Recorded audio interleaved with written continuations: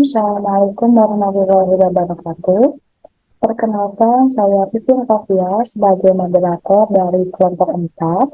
Pada kesempatan ini, izinkan kami untuk menyampaikan hasil diskusi kami mengenai topik 6, yaitu dari mata kuliah prinsip pengajaran dan asesmen yang efektif 1 di sekolah. Sebelum kami memulai pembahasannya, izinkan kami untuk memperkenalkan diri kami masing-masing terlebih dahulu.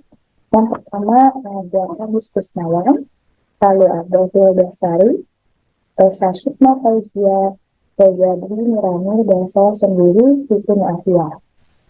Adapun topik diskusi yang akan dibahas yaitu yang pertama adalah mengenai diskusikan laporan praktik pembelajaran dan asesmen berupa isi laporan, deadline, dan batas waktu penyelesaian dan sebagainya. Yang kedua, diskusikan berbagai tantangan yang mungkin muncul ketika menyusun dan menyelesaikan laporan praktik pembelajaran dan asesmen. Yang ketiga, tuliskan strategi yang akan Anda lakukan untuk menghadapi berbagai tantangan yang mungkin muncul selama proses menyelesaikan laporan praktik pembelajaran dan asesmen. Adapun untuk topik yang pertama akan dibahas oleh rekan saya, Dwi Nurani. Oke, bismillahirrahmanirrahim. Terima kasih kepada moderator yang telah mempersilahkan kepada saya atas waktunya. Pada kesempatan kali ini, saya akan menjelaskan tentang format laporan yang telah kami susun. Yang pertama, format laporan ini terdiri dari 3 subtopik, yaitu pendahuluan, pelaksanaan, dan penutup. Pendahuluan memuat 2 hal, yaitu analisis situasi dalam melaksanakan praktik pembelajaran dan asesmen, serta uraian rencana kegiatan sebelum melaksanakan praktik pembelajaran dan asesmen. Kemudian yang kedua, untuk bab pelaksanaan, bagian pelaksanaan ini mencakup 3 hal pokok, yaitu deskripsi data pelaksanaan praktik pembelajaran dan asesmen yang telah dilakukan, pembahasan hasil pelaksanaan praktik pembelajaran dan asesmen yang telah dilakukan, serta implikasi kegiatan praktik pembelajaran dan asesmen yang telah dilakukan bagi pengembangan profesi guru. Bab yang ketiga yaitu penutup. Penutup mencakup 2 hal, yaitu kesimpulan dan saran. Berikut ini kami tampilkan kerangka laporan yang telah kami diskusikan dan kami susun sebagai berikut. Bab 1 pendahuluan terdiri dari latar belakang, tujuan, analisis situasi, dan uraian rencana kegiatan. Bab 2 yaitu pelaksanaan, yang terdiri dari deskripsi data pelaksanaan praktik pembelajaran dan asesmen, pembahasan hasil pelaksanaan praktik pembelajaran dan asesmen, dan yang ketiga implikasi kegiatan praktik pembelajaran dan asesmen. Bab ketiga yaitu penutup, terdiri dari kesimpulan dan saran. Kemudian kami juga akan mencantumkan daftar pustaka dan lampiran. Demikian yang dapat saya sampaikan, saya kembalikan lagi kepada moderator. Terima kasih. Baik, saya akan melanjutkan. Di sini saya akan membahas mengenai tantangan yang mungkin muncul ketika menyusun dan menyelesaikan laporan praktik pembelajaran dan asesmen. Jadi ada 2 yang akan saya sampaikan, dibagi menjadi dua ya, yaitu tantangan ketika pelaksanaan merancang perangkat pembelajaran, dan yang kedua ketika melaksanakan praktik pembelajarannya. Oke, untuk yang tantangan sebelum pas merencanakan perangkatnya, yang pertama itu adalah membuat instrumen observasi untuk mengetahui keragaman karakteristik peserta didik. Yang kedua adalah tantangannya pelaksanaan dalam mengobservasinya gitu. Nah, itu kadang harus menyesuaikan dengan waktu peserta didiknya ya, karena tentunya tidak boleh mengganggu waktu KBM pelajaran lain. Kemudian yang ketiga adalah menentukan strategi, model, dan media pembelajaran yang tepat untuk dapat mengakomodir keragaman karakteristik peserta didik. Dan yang keempat adalah menyusun asesmen agar sesuai dengan tujuan pembelajaran dan karakteristik peserta didik. Kemudian tantangan ketika pelaksanaan praktik pembelajarannya. Yang pertama adalah keterbatasan waktu dalam membuat rencana ajar. Kemudian yang kedua adalah keterbatasan sarana dan prasarana di kelas sehingga menyebabkan guru kesulitan dalam mengintegrasikan teknologi untuk menunjang kegiatan pembelajaran.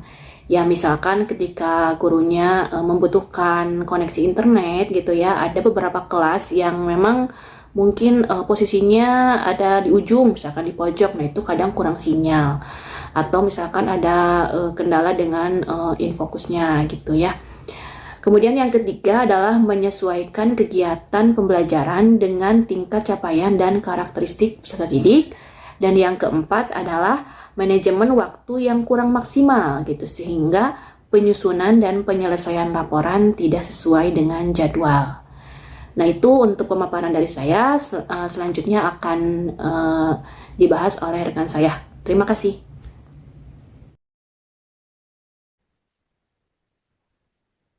Baik, di sini saya akan mengemukakan tantangan yang mungkin muncul ketika menyusun dan menyelesaikan laporan praktik pembelajaran. Yang pertama, minimnya pembenaran kata yang dimiliki oleh penulis sehingga menyebabkan kesulitan dalam membuat kalimat pada penyelesaian laporan. Nah, ini berkaitan dengan literasi kita, harus lebih banyak lagi membaca berbagai artikel ataupun berbagai tulisan sehingga pembendaharaan kata kita itu lebih luas. Yang kedua, kesulitan dalam menemukan benang merah dalam menganalisis hasil laporan. Yang ketiga, sumber rujukan yang masih minim dalam penyusunan laporan. Yang keempat, sulit dalam menentukan arah tujuan laporan. Karena kemarin sebelum belajar, eksplorasi lebih lanjut, kita ketika mencoba membuat laporan, tantangannya yaitu arah penulisan laporan dan tata caranya itu seperti apa, kita masih bingung. Yang kelima, hasil laporan yang diperoleh tidak sesuai dengan teori yang ada. Selanjutnya, strategi yang akan dilakukan untuk menghadapi berbagai tantangan tersebut yang mungkin muncul selama proses penyelesaian laporan praktik pembelajaran dan asesmen itu dituangkan sebagai berikut. Yang pertama, untuk tantangan pertama yaitu strateginya menentukan indikator dari karakteristik peserta didik yang akan diobservasi sehingga akan lebih mudah dalam membuat instrumen observasi. Yang kedua, menentukan waktu yang tepat untuk melaksanakan observasi peserta didik agar lebih optimal. Nah, jadi lebih efisien, data pun terkumpul dan lebih baik. Nah, yang ketiga, mencari informasi sebelum menentukan strategi, model, dan media pembelajaran agar saat diterapkan dapat memenuhi kebutuhan serta karakteristik peserta didik. Jadi harus sesuai dengan karakteristik peserta didik. Mungkin itu saja yang bisa dapat saya sampaikan. Untuk kedepannya dilanjutkan oleh rekan saya. Strategi yang akan dilakukan untuk menghadapi berbagai tantangan yang mungkin muncul selama proses menyelesaikan laporan praktek pembelajaran dan asesmen. Nah, baiklah.